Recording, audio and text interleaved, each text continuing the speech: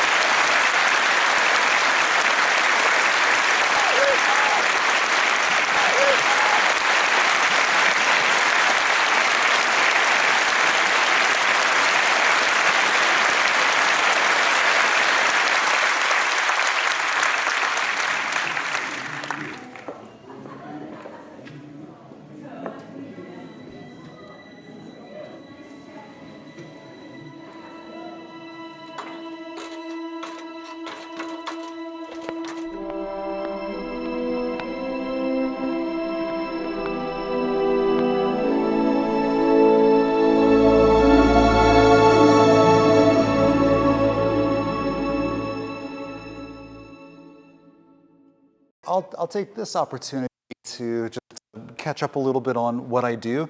I'm Chris, and I'm the composer of this piece. Oh, look at that. We can click and watch the interview of us after the premiere. Yeah, so what I do is write music mostly for film and TV. In the last, it's been 10 years now, an unexpected was that I started writing music for theme parks and immersive entertainment.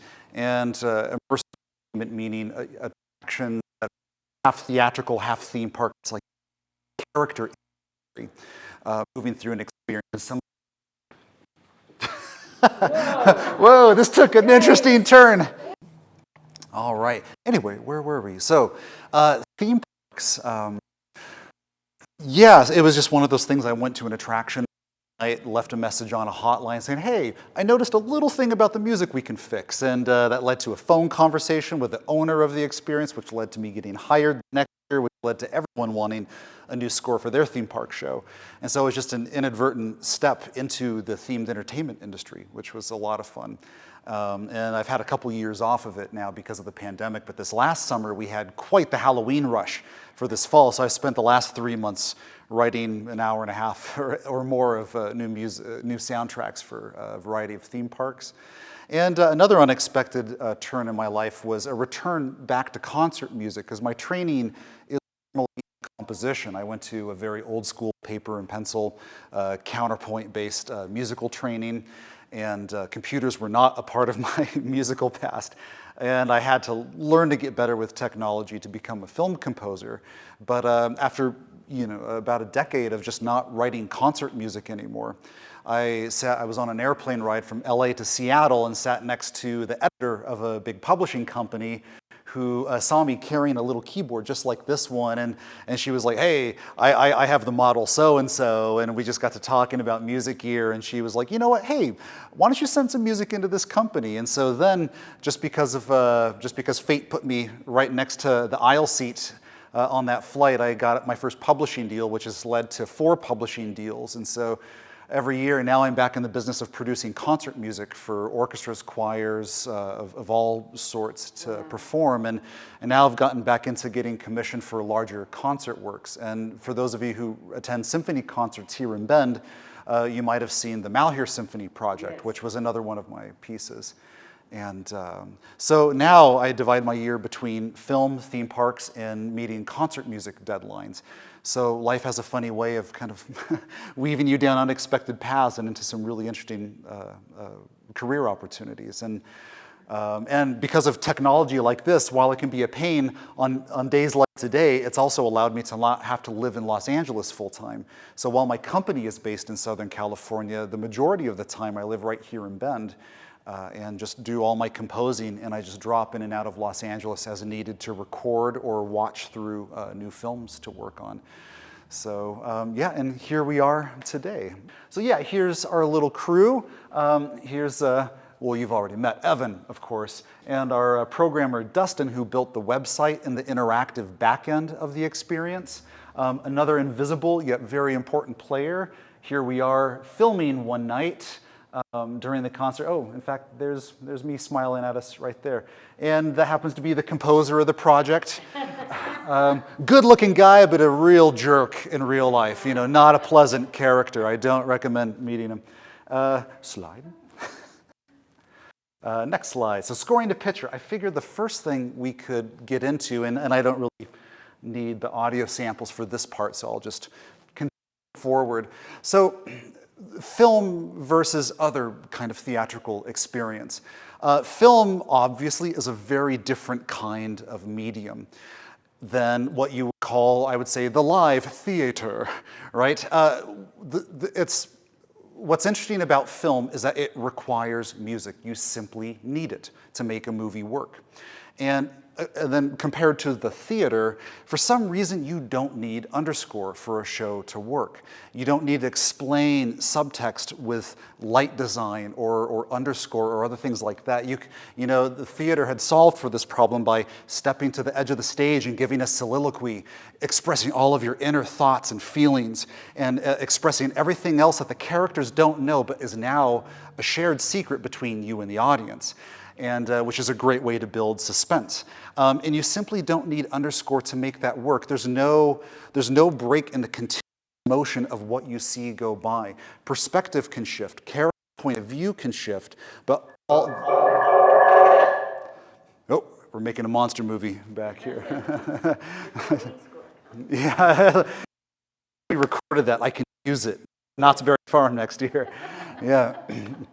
And so all somebody has to do is speak, and the show continues, and we don't ask any questions as an audience. Film, on the other hand, delivers a lot of challenges to making a story move forward fluently. Film, after all, is just a compilation of intercut bits and pieces of footage that were not recorded in any linear fashion. It's just lots of unrelated pieces strung together that need to be edited together in the right form so the story makes any sense at all. And there's this inherent issue of a sequence, meaning lots of miniature series of edits put together that express one part of a scene and lots of other images that express another section of a scene, and so on. You put enough of these little edit montages together and you have a full scene from a movie. And the problem is, from one end of that scene to the other, there's no fluent forward motion that will make sense to a viewer. If you've ever, all you have to do is mute a film and try, even if you have the audio and you can hear them speak, there's a lot missing. There's something here you don't feel.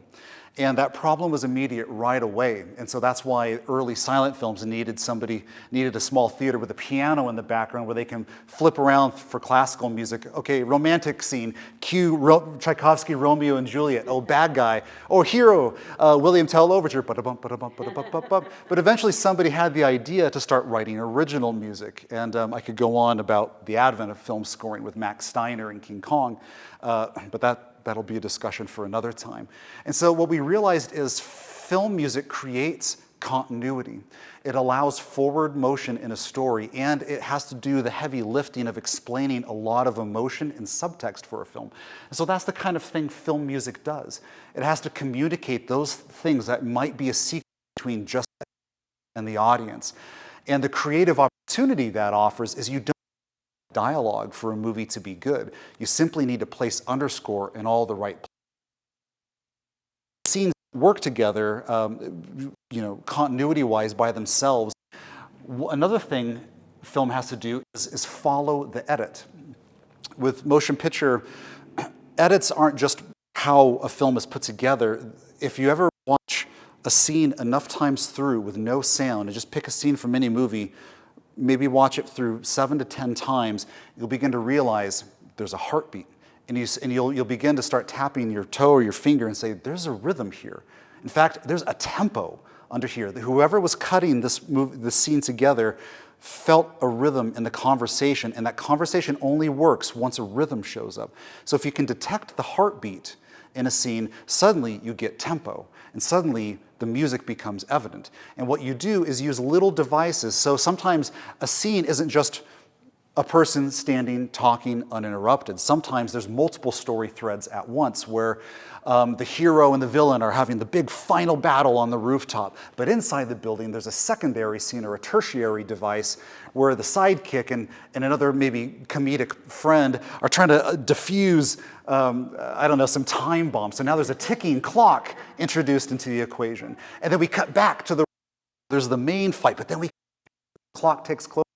Two simultaneous threads that without score will fall apart and have no real momentum. So you use things like ostinato or repetitive devices that start at the beginning of a scene and go all the way through to the end, so everything feels like it's part of one continuous scene. And so film music demands you read the edit, find the pulse of a scene. These are slightly more important than the music you write. Unlike a concert work where the music stands on its own, us composers are humble, lowly servants to the picture. It's the only thing that matters, is finding the right way to get from one side to the other. And normally, film scores are composed and recorded against the movie, meaning when I'm recording on a stage, not only do I have a click track in my ear with that tempo I scored the scene to, but I can see the movie in the background, so when an orchestra lands on an important cut, we have to see if it feels like they landed. Often horns will be just a millisecond behind, and we need to do it again, make sure they land a little bit more with picture. And we do that through a process called tempo and meter mapping, where you lock to the first frame of the scene, find the right universal tempo for that sequence, but then you do little tempo adjustments up and down all the way through the scene, and sometimes some mixed time signatures, just in case 1, 2, 3, 4 is where the scene changes. Well, maybe you just need a bar of 2 before that, or a bar of 3, and all you have to do is get the click track to line up on that frame. So that's a customary tempo and meter map process, and we often spend more time doing that than scoring music. Yeah, so that is often the customary way we get through a film score. Let me see if I can find the mouse. Good, tempo and meter mapping. I chose the image of a moviola because this is how you used to, oh, sorry. One more time, just gonna configure. Look pretty, confident, there we go. Am I ready for my close-up? Cue scary tango music. Sorry, it's a Sunset Boulevard reference. Yeah, so let's see. Yeah, so the moviola, before we had computers that we could just load a movie file into and digitally just drop markers on frames of film, we used to figure out when to come in and get out of a scene and which frames of film we would mark by viewing through the moviola and punch holes in all the important spots. So we get a flash through the movie projector in the back of the room so we could have a visual cue to line up with the orchestra and use a grease marker, draw through 2 yards of film, which is 48 frames, which is 2 seconds. So then you would get a 2-second countdown until the flash. It used to be a much more musical experience recording music to picture, where now I can just digitally build a click track. It's a metronome that follows the movie exactly. So it's gotten simpler than these days. And so just to demonstrate my point about tempo and meter mapping, I brought an example of something very different. And I want to throw the challenge to you to see where I made cuts in this little piece of film. So I've changed the tempo once, and I changed one time signature. And I'm wondering if you can find it. So now, the fun part is seeing if this will all play. Here's a movie clip. This is a selection from the trailer, the promo I did for a video game score. And it's a really big, beefy orchestral recording. And so remember, there's going to be one tempo change and one meter change. And I want to see if you can spot it. What do you want?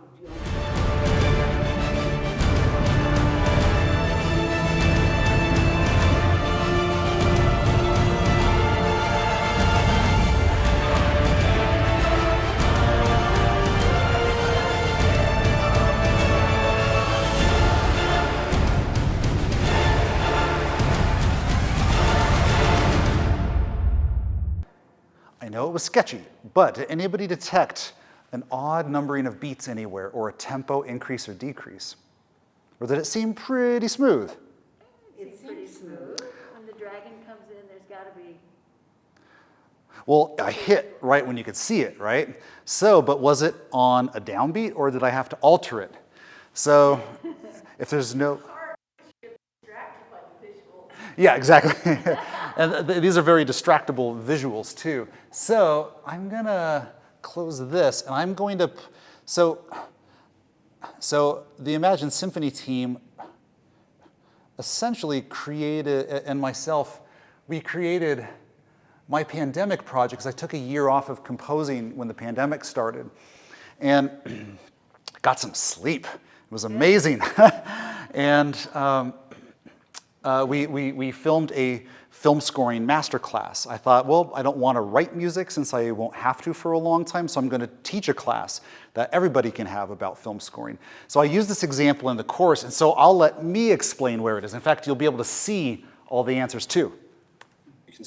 you can see happening in my session here is I've had a few tempo changes represented by these blue lines down here. And I left myself some notes up here. One of them is that I needed 5 beats to catch this next cut. So I could, right when we can see the dragon come into the frame there in the background.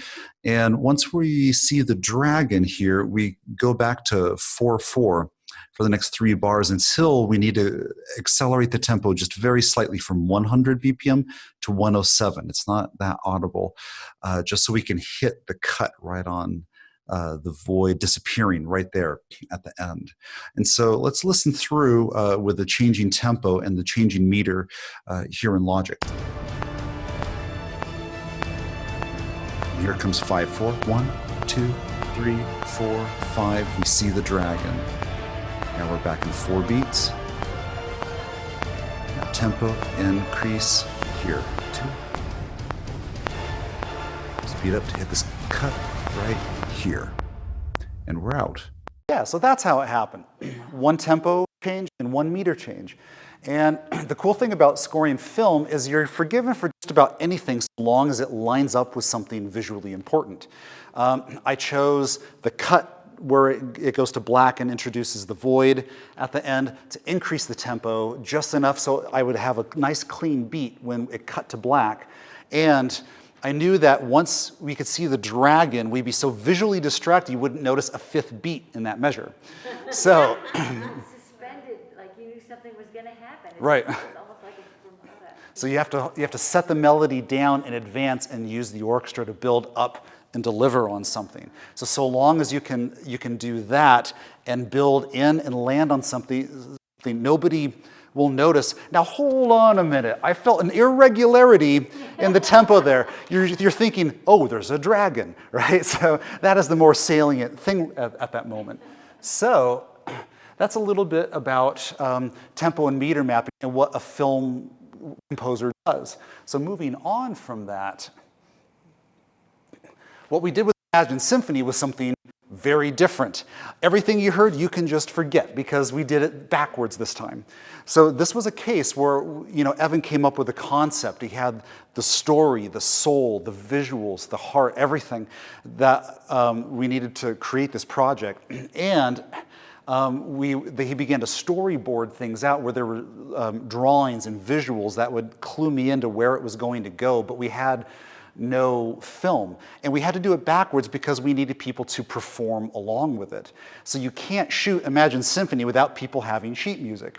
And so what we did to make it all line up was we had a loose approximations of the forest scene will take about this long. The next transition, we need approximately this much time.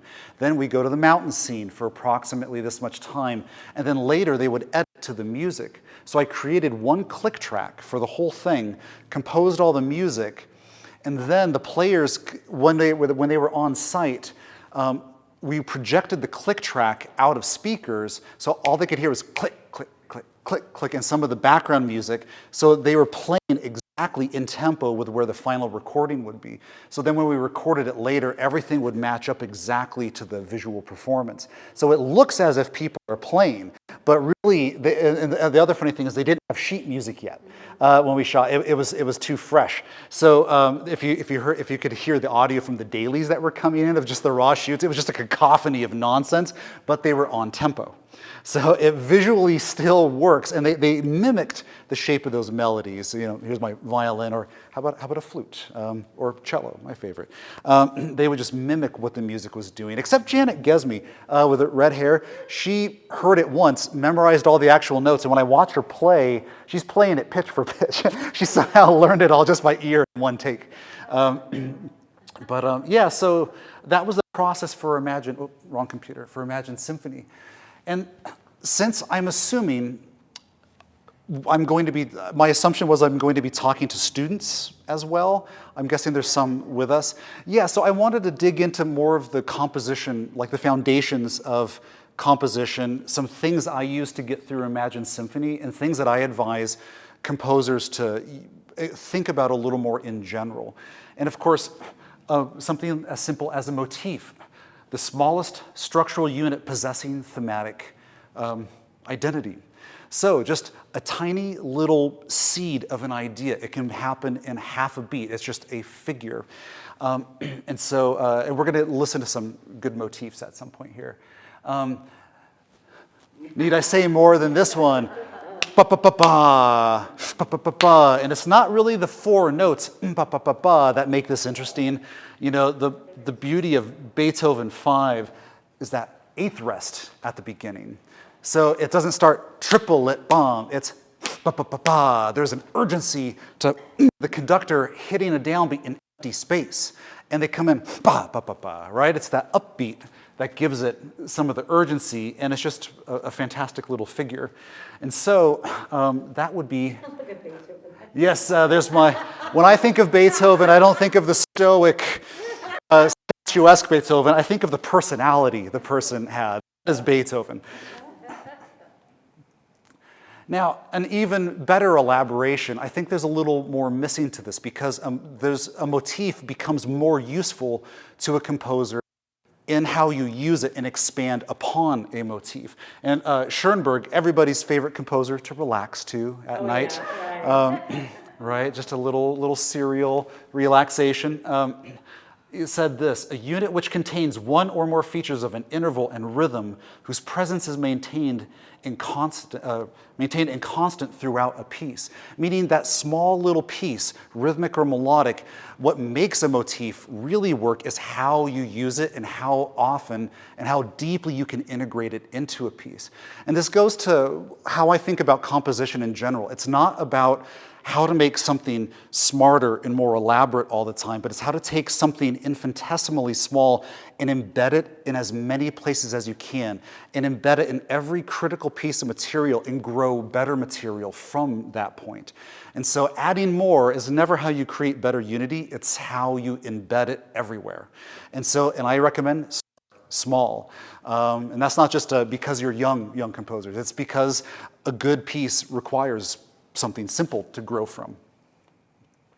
So from motif, we go to leitmotif, something that really became salient in the era of great opera.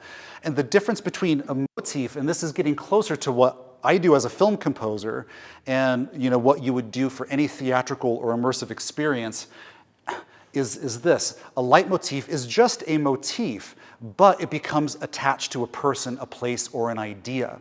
So now it becomes something about character, and it becomes important that way. Need I say more than this? The two notes that ruined the ocean for us forever. In our generations, we cannot swim in an open body of water and not think about Jaws. And I have audio.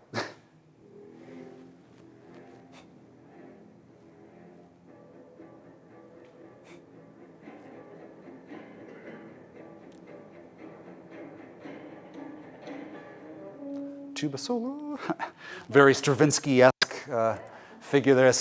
Symphony of Psalms, second movement. Mostly just two notes. Yeah. And all you need to hear are two notes and you think shark. That is the power of leitmotif, right? It's a simple motivic figure, but it is so beautifully locked into this character that we are forever terrified. So motif and melody. The idea for this part is this is part of Schoenberg's elaboration. It's how you embed something consistently and how you take a motif and grow other things from it. Need I say more than this figure from Bach's Third Brandenburg Concerto? This simple lower neighbor figure, 8, 7, 8, G, F sharp, G, is a seed from which so much music springs. Only look as far as this example here. I don't know how visually clear it is, but I circled every little lower neighbor figure that occurs in the main melody. It's nothing but lower neighbor tones. Ba-da-dum, ba-da-bum, ba-da-bum. In fact, why am I singing it when I can let this orchestra play it in a weird tuning, almost a half step low?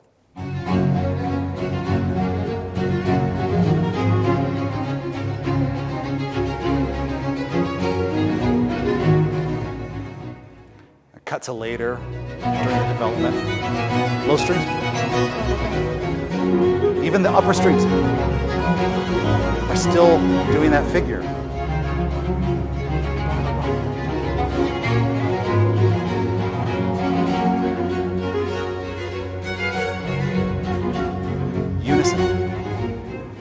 Just reminding you, 878, over and over and over. It's like Jaws, but a little more sophisticated, right? I mean, we just hear a melody because it has shape and form, but really a small figure recurred in significant fashion, and it tied a whole piece together. A great melody sprung from a small figure. Whoops, that sounds like Beethoven. Now, moving forward, bringing this back to cinema. We're getting closer and closer to Imagine Symphony. Here's a motif for you. Bum, ba-dum, bum. All right, let's see if I can do this upside down. Whoop, now I'll pull it up. Buddy, here's Harry Potter when you hear that little motif. So, what about it? This is the tune right here. Pretty simple, standard John Williams 12-bar melody structure. But what I see is this, a small idea. Bum, ba, ba, bum. It's basically the silent night figure. Silent night becomes this. Even better, it's a springboard to develop a bigger idea. And it makes it sound continuous and fluent no matter what the music does, because it gets adventurous later on, but not at the start. We have, let's see, if we put this in a different octave. Then something else. Back to the same pitches. Sorry, octave. Something a little more adventurous than back. And now we leap away. Let's see. It's too small. Right? So, bum-ba-da-ba, something easy to start with. Bum-ba-da, something else. Back down to 5. And luckily we ended on 5 because we know how to get back to 1. Bum-ba-da-ba. We're so used to it. Now we're, oh goodness. We're able to do more with it. Bum, ba, da, ba, something more adventurous, and then really adventurous. Bum, ba, da, bum, bum, bum. But now you're so grounded in that music, in that key. By the 4th hit, you are ready for it. So, oh goodness. So the power of motif allows for more melodic adventurousness too. Or we were just talking earlier about Umbrellas of Cherbourg. There's the melody. It's very lovely. It's one of my favorite movies and favorite film scores, music by Michel Legrand, French composer. But what I see is this. This little figure. Yeah, and if you start grading them by interval distance, you'll notice they go up in successive fourths, which also should tell you it's reflecting a harmonic pattern. The answer to all that's in the chords up here. So just this little tune alone by itself might be confusing to the ear. So let me go up here. Whoops. There's not a lot you can do with that. It's not significant yet. But listen to how it continues. Next one. Let's see.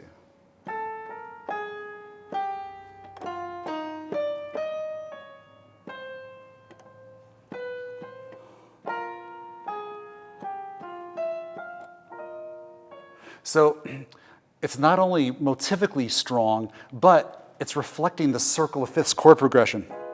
Whoa, that wasn't it. So ba-da-tum-tum.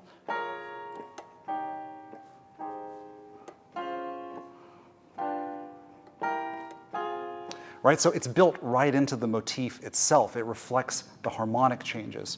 So that's another wonderful example. So what did we do? Well, our tune sounds like this. And it's really simple. I wanted to do a 2 against 3 or like a 4 against 6. So our piece is in 1, 2, 3, 4, 5, 6. 1, 2, 3, and 4, 5, and 6.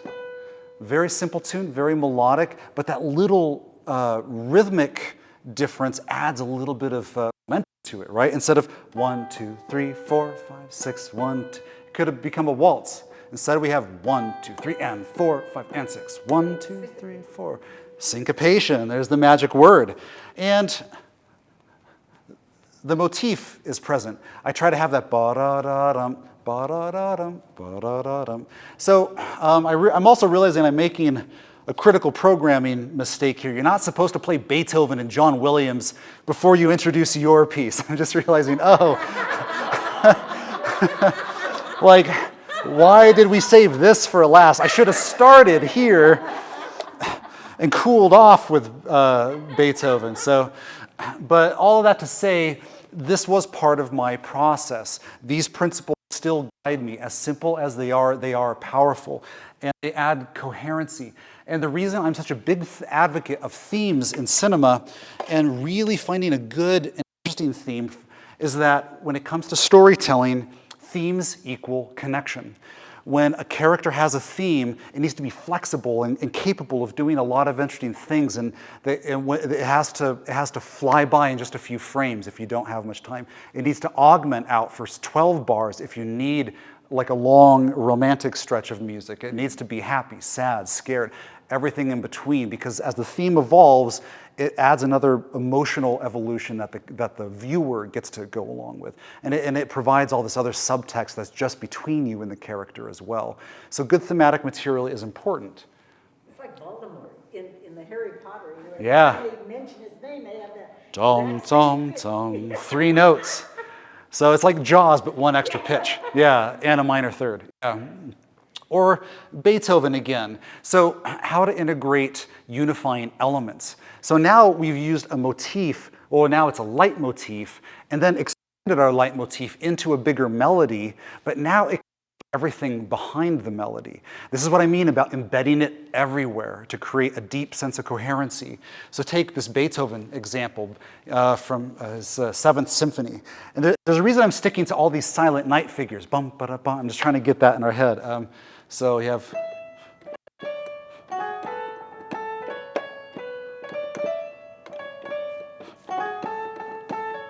Ba-ba-bum, ba-ba-bum. It's integral to the creation of this melody. And listen. Well, here, let's just look first. Now, how often do you see that figure in the horns, low brass, timpani, strings, and the bass? Everything behind, except for the running 16th notes, adding texturing, everything in this piece is bump, ba-da, bump, ba-da, bump, ba-da. And it sounds like this.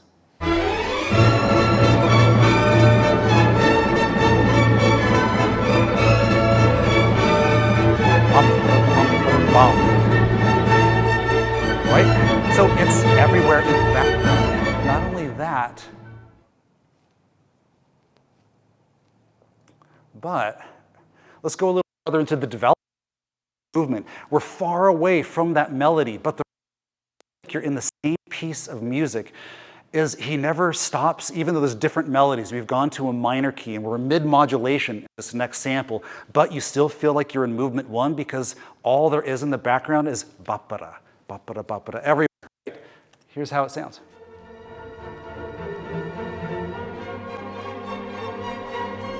It's hard to not think about now. Up high, it's trading it back and forth. Now unison with the trumpets hold, everyone else.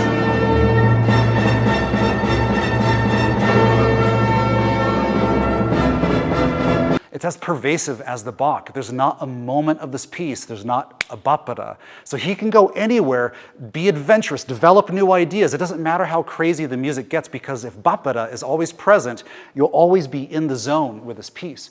It's the same with for time's sake, I'll skip over the other examples. You get the idea, ba-ba-da, right? I have 2 other examples where it's that same little ba-ba-da element, that silent night figure, is all over the place. Let's do it. I'll do a little bit of them. Here's a little bit later on in Chamber of Secrets with John Williams. Same exact rhythmic figure Beethoven was using.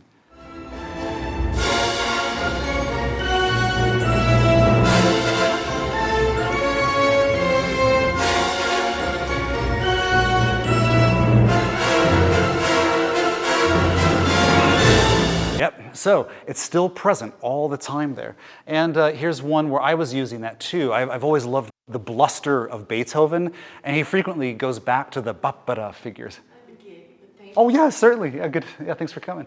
Yeah, so and so when I wrote The Howling Gales of Kerry, I thought, yeah, it's about getting lost in this big storm in the mountains in Ireland, and I thought that Beethoven-sized bluster was appropriate.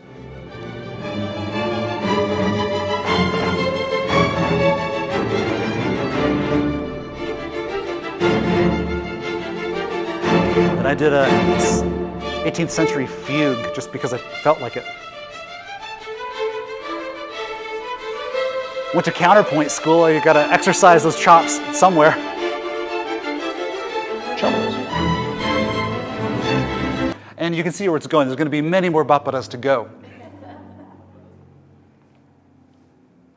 And the unifying element we used with Imagine Symphony was this. No bapadas whatsoever. We used something very different. Yep. There was something about the way I knew it was going to be shot. It just made sense that we were going to be, the way they talked about connecting between all these different places felt like this constant flow, seamless fades and camera tricks to get us into these new places. And I knew that going in. And I thought, oh, a rhythmic or syncopated ostinato isn't what's going to hold this thing together. You know, we start in water, then we go to mountains. I thought, what if there was just this magical current that just rolled through everything?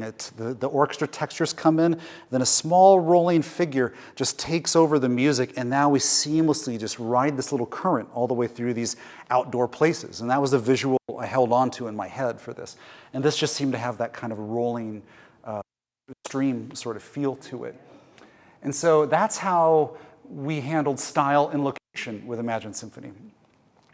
And so that also goes to something I mentioned earlier. Remember I talked about how there be multiple things going on at once, multiple in and out of reality in this case. This was a cross-cutting example. It would go from imagination land back to reality to transition to another cue, and we would launch back into imagination land, and the music would kind of open up for those spaces. And because there was a cross-cut, having this unifying element was really important. And so our first location that I wanted to get into was the forest scene. And when we would get to these scenes, we would discuss, what do we do here? What's the feel in each of these places going to be like?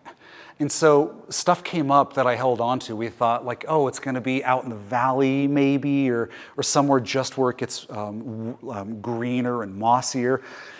And so like words like magical, enchantment. And when I think of that part of the mountains, I think misty and foresty.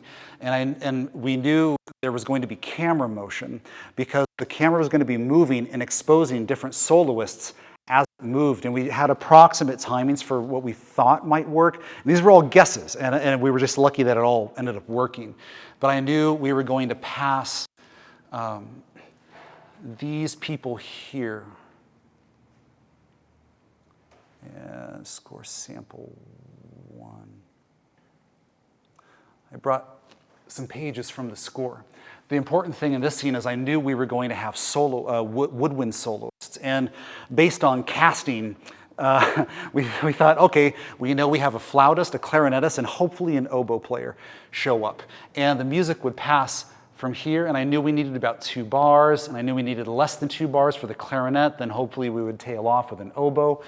And is there anything else interesting happening? Yeah, so in red here, I was just like, oh, don't forget, that's still going on. You can see in the score between the electric pre-recorded piano, the celeste, harp, that little is always moving in the middle of the score. And on the bottom here, since we were looking for magic and enchanting, I thought I would throw a lot of that to the strings, and you'll see the orchestra's divided, all the firsts, seconds, everyone's split apart into pieces playing softly. And I'm using stuff like a trill where the violins on top have a melody, bum, bum, yadum, but they're trilling. But that'll be a fun texture. Then some false harmonics, these glassy lifeless little harmonics in two of the sections, just kind of sparkling off in the distance, and tremolo in the middle, just to add a little bit of extra texturing in the midsection. And then I think cellos are kind of holding long notes, just sustaining the bass level. And here's what that combination of things sounds like.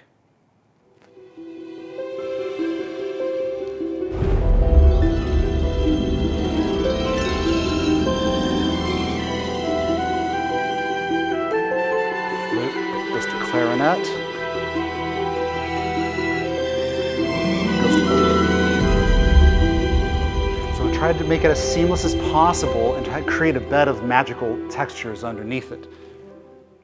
Chris, can I say something about that? Oh, sure. So, I'll get close to this microphone so you can hear. During that sequence, it's funny, when he mentioned about having the music come first, right? That was a particular challenge for us because we had to ask each soloist, okay, we're gonna run past you with the kid trying to not trip over like leaves and rocks. And we had to shoot that probably 20 times to get the timing down because, you know, we're like, Really? it's already playing, you know? Jeez. It was tough, but the musicians managed to nail it as we got the timing. They come right on screen, right when the motif or the little section that you play for Yeah. each instrument comes in. I just thought it was interesting because it's much easier the other way when you just write it when they come on the screen. Like, oh, perfect, we don't have to worry about a thing, right? But shooting something like that and getting it to line up visually a lot as of extra work. you just have to memorize the feel of it and just like be like, okay, I have to move faster here. I have to slow down for that pan, you know. Yeah. Yeah. Oh yeah. And then the mountain scene. I didn't when I picked these examples, I didn't realize there wasn't a storyboard for the mountain.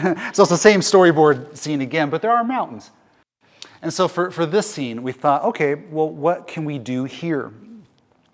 We thought, well, mountains, which section of the orchestra should be featured? Well, probably the brass. I think mountains, I think the brass section. And so we thought, well, I know we're going to get some trumpets and horns up there. We didn't know how many, but we knew that would be the focus. And luckily, they did make it up there. We knew it needed to be a stronger, fuller sound, and it needed the wide orchestration. I couldn't really tune it inward like I did for the forest, where it was more about enchantment than it was to fill the sonic space. And then while scoring it, I realized, oh, just the background rhythm isn't enough. In fact, I might even change up some of the unifying motif.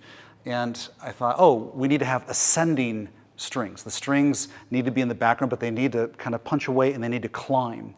And so that's what we tried to do here. Score sample 2. And then I introduced another melody.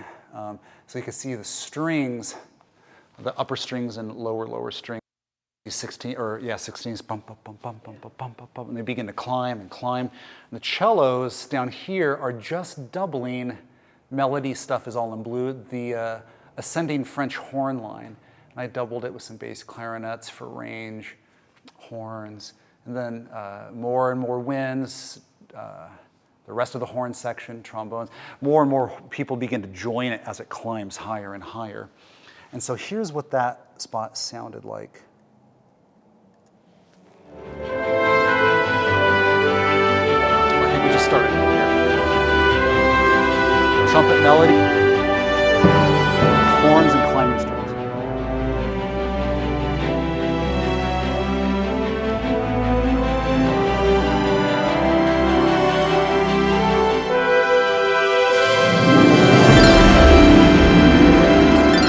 He made it to the top.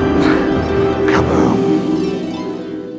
I love using tam-tam more than I do suspended cymbal, like a big gong. You know, one thing in film is sometimes we need to open space up. A cymbal up in the higher range just doesn't expose a big shot.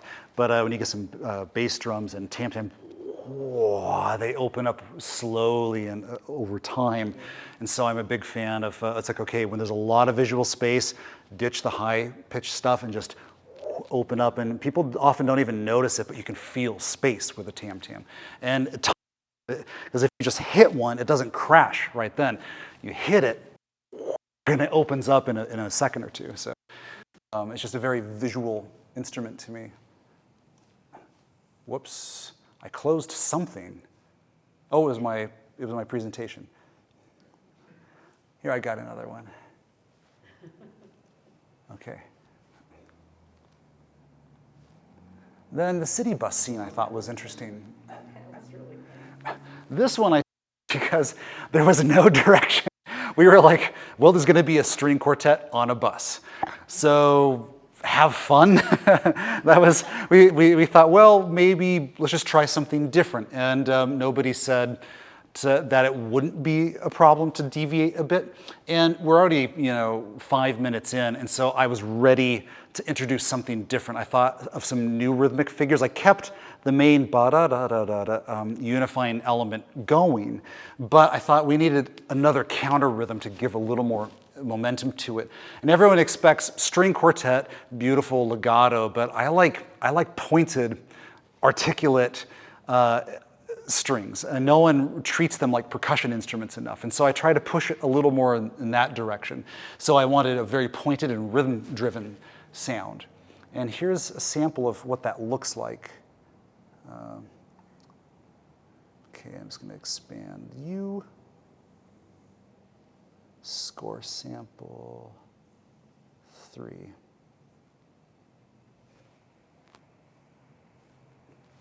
So I thought I'd introduce these rhythms. So now the unifying element stuff is still going here and there. I didn't let it go. I just wanted us to transition nicely into that next section. But while that was still going on, it was a good time to introduce some fun syncopations in the woodwind. So 4, 5, 6.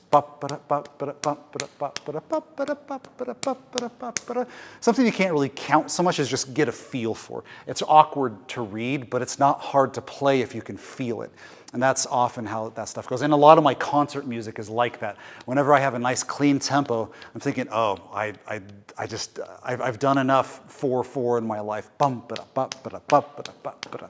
Something with syncopation just drives things forwards. And it's harder to play, which tends to bring out the better musician in a musician. One thing I often try to express to young composers is don't write down to any group ever. If you treat people like they're amateur musicians who can't play something better, then it doesn't matter how nice or accessible you make the music. They won't put the heart into it. You push people a bit. That's what I did here with the Malheur Symphony. It was really uncomfortable for the orchestra to start with. It was about 4 weeks before it really began to even cohere.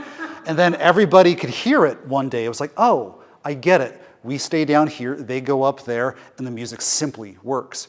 And then they rose to the challenge, and it was the same with this. It was uncomfortable the first few read-throughs, but once they felt it, then they owned it and they performed it. And that will bring more out of your players. There's a big difference between just writing something and challenging any musician to bring their best out. And so my rule is don't write down to your players. Yeah, exactly. That's probably just best said there. But the string quartet, I try to outline the parts. So notice the rhythms and the music changes quite a bit. And I try to add the little unifying element as often as I could. When somebody was off the when they were off the syncopations, I would send them back to that just to help keep everyone counting in time. And here's how it sounds.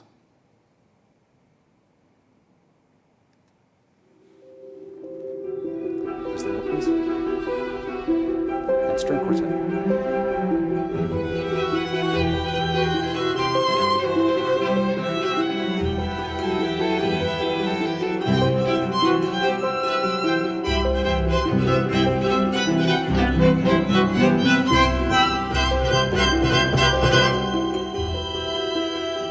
Hard to keep track of the beat sometimes there, but it was something different to just refresh the piece a little. Yeah. So I thought that would be the time to do it. Oh, there goes everything. I'll just reopen my presentation.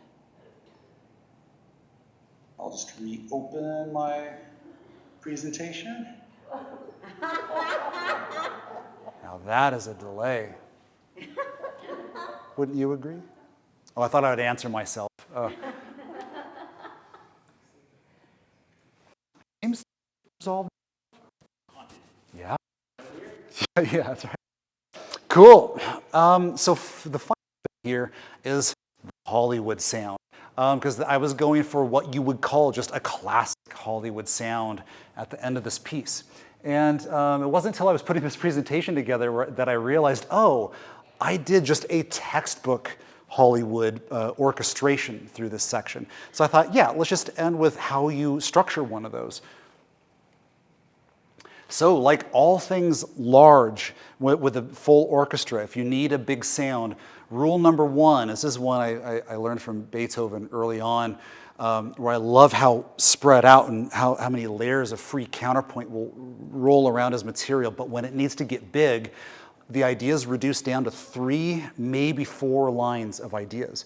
A melody, some sort of motor in the middle, and something either sustaining or being rhythmic in the low end. It's just a simple 1, 2, 3 format. Instead of adding more lines of texture, you get as many people as possible in complementary ranges into just a few ideas, and the sound reinforces itself into a bigger sound. Because you can divide every section of the orchestra into 2 parts, then play a fortissimo, and by comparison, you get a mezzo forte.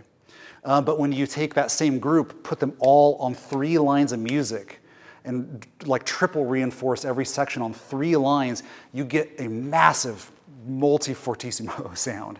So reduce counterpoint for a large sound. You can't subdivide everybody into 4 parts and expect fortissimo. You'll get the articulation and the bite of one, but you won't get the actual sound, and the room won't respond to that. So woodwinds don't seem to exist when a full orchestra is playing triple forte. We didn't go to triple forte, but I mean, if you're doing a fortissimo, I probably wrote for bassoon for a decade before I realized they made a noise.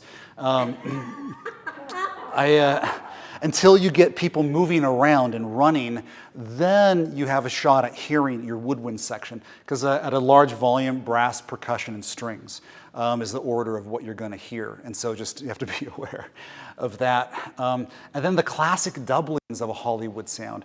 Melody in octaves in first and second violin. First violin's above the staff, second's in the staff. Don't 1 section per octave. Now you've double reinforced a melody. Violas are going to them double whatever the motor line is. It's in the woodwind part. The low end in sharp unison, stabs that add really long flowing chords, or just unison octaves in the low end. And so now you have a 1, 2, 3 reduction, everybody being reinforced. And in that violin 1 and 2 arrangement, maybe trumpets go with violin 1 at some point, because they can play in that range above the staff. Horns don't go above the staff. Maybe they sit right in the middle of the staff where we left second violins. They can also go into viola range because they're very strong in that half treble, half bass, or the dreaded alto clef range. That's technically where horns sit, is in a viola range.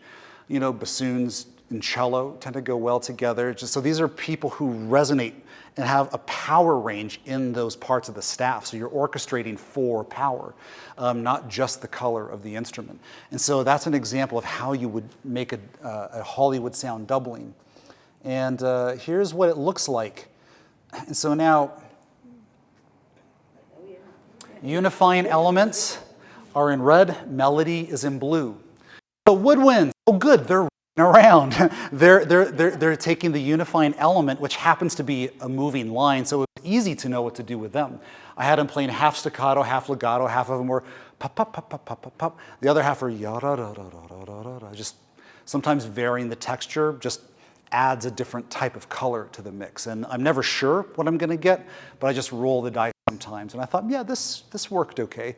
But what I found is you can mostly just hear the staccato articulations in the final mix, and just how it was recorded. But and then here the horns are doubling, the second violins, the trumpets join them up higher. No one's going too high yet, but notice they're all playing the same thing. It's all in unison. All the doubled horns are together, all the doubled trumpets, full sections doubling the string parts. So really simple reduction. And down here, oh look, the middle band is still there. That little magical current taking us between scenes has never left us. It's just doubling what the winds are doing now, just reinforcing those. And then down here, we added choir. Now the choir at this point becomes unison. with the strings and horns. And here's violin 1 and 2, upper strings. What do you know? In octaves, one is in the staff, one is above the staff. Textbook Hollywood sound orchestration. Violas, what do you know? They're doubling something in motion. If it's not moving, you won't hear it. Low strings, I just kept the long, just the low notes in the bass, just a couple chords in the cello section. And I didn't end up recording the low doubling of the unifying element. In real life, it just wasn't translating properly, and it just robbed the cellos of their power to project that, the harmony line. So, and we didn't need it. It was already, I don't know, to the bazillionth doubled somewhere else, so it was fine. And here's how it sounded.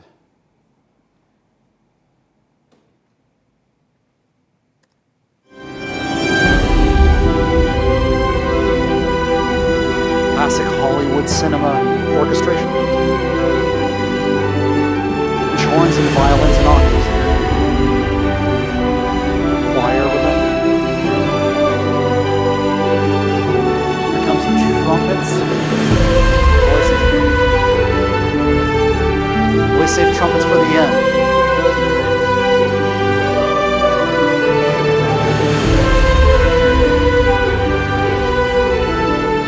So you can hear the woodwinds.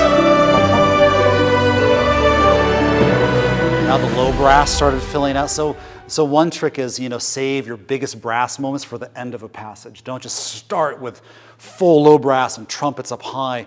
Build it in. If the melody's going somewhere, it's okay to save the last 8 bars for trombones to come. And then I have the cimbasso and tuba filling out right before the last few bars. The trumpet jumps an octave soon. And so the orchestration widens just at the end. And it's a little more exciting when the melody stays coherent, but then as a phrase reaches its end, the orchestra really peaks. So you don't want to sustain that for too long. It's like speaking of haunted house, a haunt you walk through with nothing but drop scares for 15 minutes. The first 3 will get you, but then it's just noise after a bit. So writing orchestration can be that way, save some power. Plus, a lot better performance from your brass players if you don't max them out in the first 2 minutes of a piece. You need to reserve their chops when they start playing those soaring high horn lines. That's hard to do. That's a very unstable little mouthpiece on an instrument with 10 miles of tubes, right? So it takes a lot of work to stabilize some of those.